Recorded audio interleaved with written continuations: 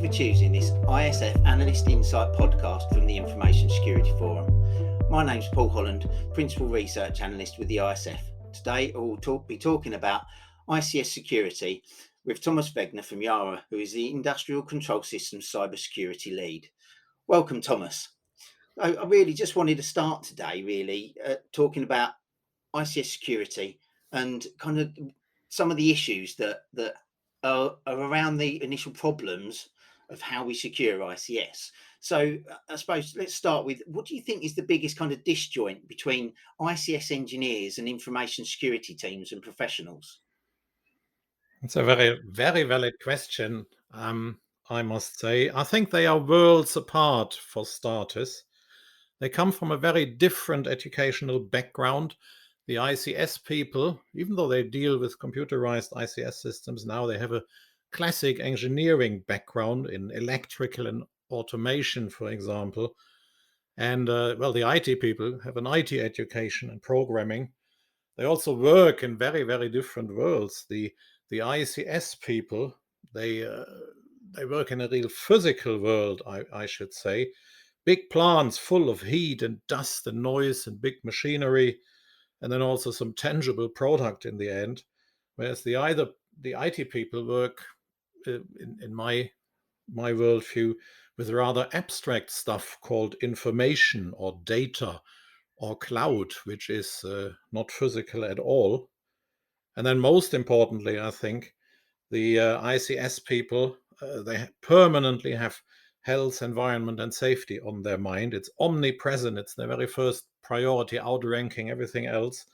Whereas to the IT people, the health, environment, and safety element does not play a role at all, with the possible exception of eating too much pizza and drinking while programming or so.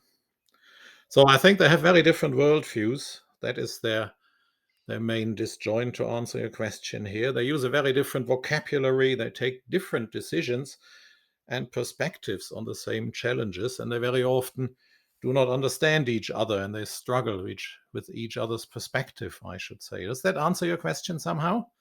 No, absolutely. I think it does. It sets a very good scene, and I think there's some kind of really key elements there. And I think certainly from that ICS side, from the research I've been doing, the people I've been talking to, safety, like you said, is kind of the key element for the engineers. Because if something goes wrong in the physical world, then that can have disastrous consequences to life potentially. So that's certainly key from that side. So you have this kind of safety at the top, but you also have the reliability and performance, don't you, as well? So you have that SRP kind of triad that the engineers are worried about. And like you said, IT and InfoSec have a very different focus. And I think their primary kind of focus on that side is the confidentiality side, making sure that data and information, again, like you mentioned, is kept safe and secure from people who shouldn't have access to it. So you have that as well, that CIA triad, so confidentiality, integrity, availability, that InfoSec people are used to using. And there's very little crossover between those two, isn't it, really? The closest thing you've got, I suppose, is the availability and reliability side. So there is a little bit of a connection there, that maybe there's some way of starting the conversation between both sides. But I mean, what do you think are the best ways to kind of start these conversations between the ICS engineers and the information security teams? Because that's what we need to start doing, isn't it? We need to get these teams working together and finding some way of them starting to trust each other and work as a team. Absolutely, Paul. Absolutely. I mean, we work for the same company, for the same goals, and with IT/OT convergence, it's essential, it's paramount that we work together somehow. And how can you make these people work together, these two different perspectives? From my experience, or how we have done it, let me give a nostalgic answer first here, which is along the lines: as long as you do it, it doesn't matter how you do it. Yeah, as long as it happens, just do it somehow. Just do it was the screensaver of my first boss. That's why I say it's nostalgic. Maybe too personal. Let's not digress too much here. I think ideally you make these two teams together, ideally, I mean, through a top-down initiative, which is kicked off jointly by the CIO and the production COO or something like that. If you do the CISM certification, they make you repeat and repeat that mantra, nothing can succeed without top management support. So ideally, top down, you make these two different worlds talk together, cooperate, talk to each other. And if that does not happen, you can invite each other. It doesn't really matter which side starts first. And as long as one side takes the initiative, people start talking to each other. I personally have experienced that with a not top down, but with a peer-to-peer invite, one side from the other, and I found that sharing cake and coffee has a very strong bonding factor, and dinner and alcoholic drink even more so. And I also observed that once these people got started talking to each other, no matter if it was top down or on peer level, an invite from one side to the other, um, they continued talking to each other over email and chat, because all of a sudden they knew who is the other person on the other side. What does he do? What is his worldview? What can we do together? And also they realize it's just another human being. In email, it's very easy to finger point and say, oh, he doesn't understand me. He doesn't have my priorities, as you say, safety or confidentiality on the other side. But once they start talking to each other, all this is over. And just make it happen somehow. If it doesn't happen top down, which is the ideal way, then do it on peer-to-peer level. Just invite the other side over for cake and coffee. Does that make sense?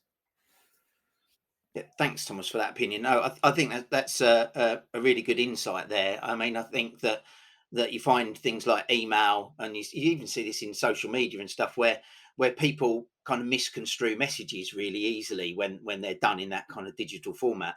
So I really like that idea of the coffee and cake side. I mean, personally, I really love cake, so that does definitely appeal to me.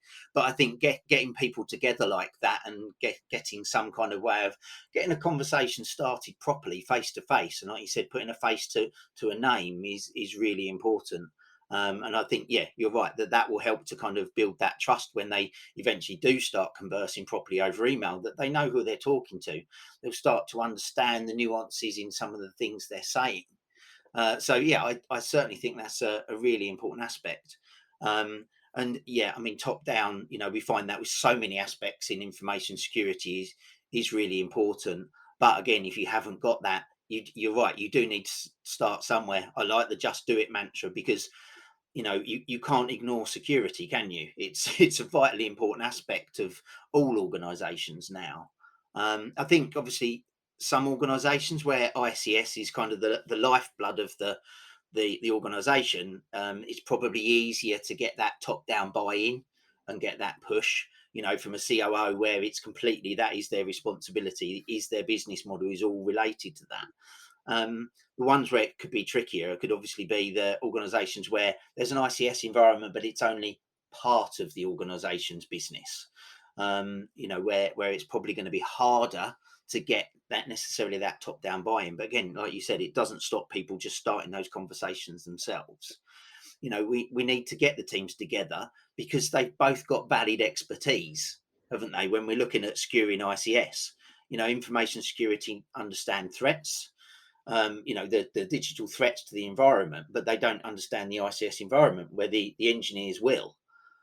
So, I mean, how do you think is a good way to get those two teams, once you've got them together, to understand that they've both got expertise that they can leverage together to build a really kind of powerful set of understanding that they can use to say, right, these are the threats and this is how we're going to protect stuff from it. Well, how to get them is, as I mentioned before, coffee, cake, top-down initiative. It's essential, it's important to do that, that they understand each other, because it's increasingly complicated what we do with IT systems. It's increasingly complicated what we do with OT and ICS systems, and getting them to work together somehow for a common goal. That can be a project or just generally a stable company income. It's very important that we understand each other. Um, I think the time for lone wolves and separate departments is over, because the IT/OT convergence is in full swing. And we have the cloud starting to control machinery. We have the machinery delivering data into the InfoSec world.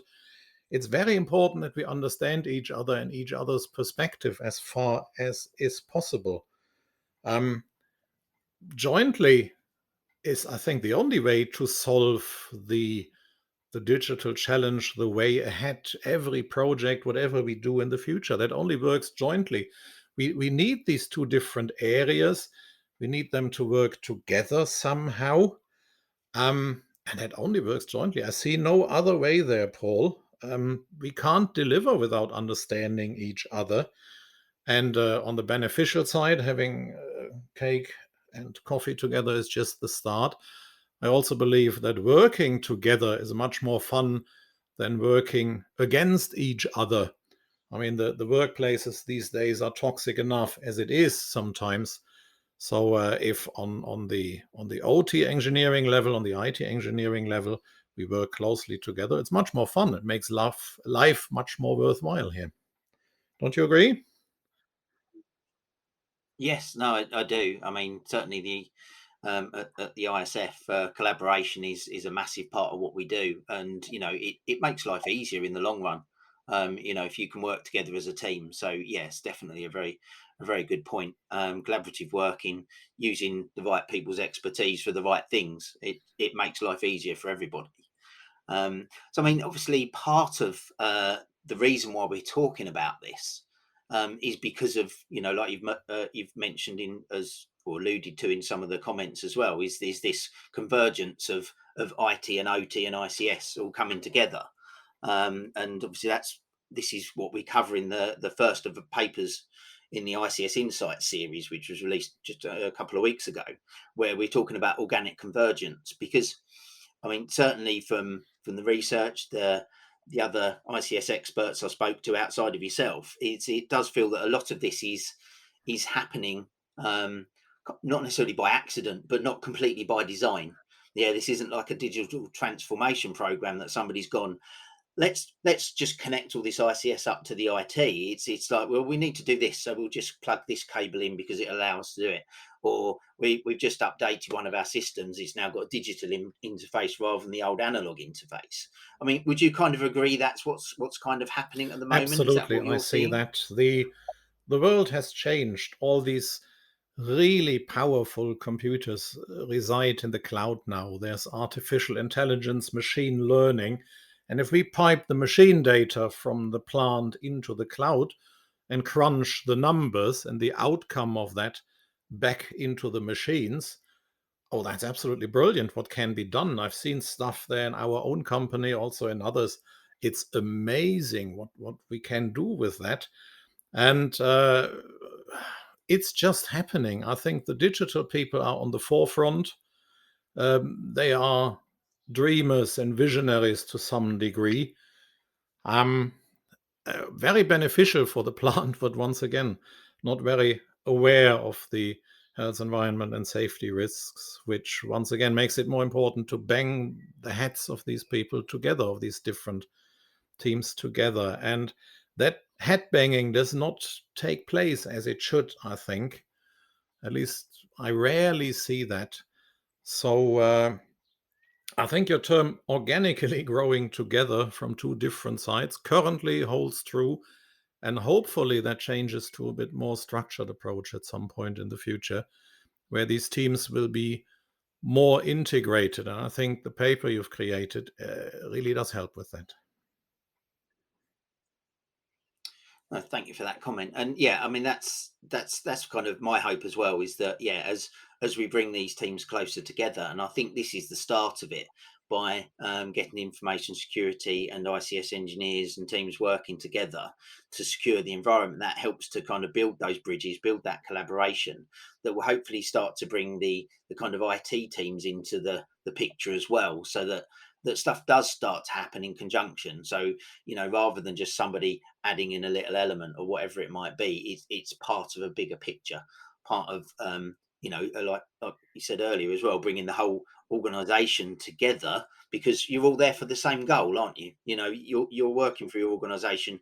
You want your organization to be a success, and the best way to do that is to do everything in conjunction with each other, so that all the elements are pulling in the same direction. And I think this is the start of that journey with ICS. It's one of those areas that I feel hasn't necessarily been ignored, but there hasn't been the need, because there was no IT within the environment not too long ago. It wasn't considered something that everybody else needed to worry about, and now it is, and that's where all the challenges are coming from. So to me, I think that's probably why it is important to get both of these two teams working closely together. I fully do you agree agree to with that, that. I Thomas? fully agree to that, Paul. I think the digital and the IT people need to understand that industrial control systems are not simple applications. There's so much more around industrial control systems, the whole physical element and the diversity of the systems in the plant and what they do.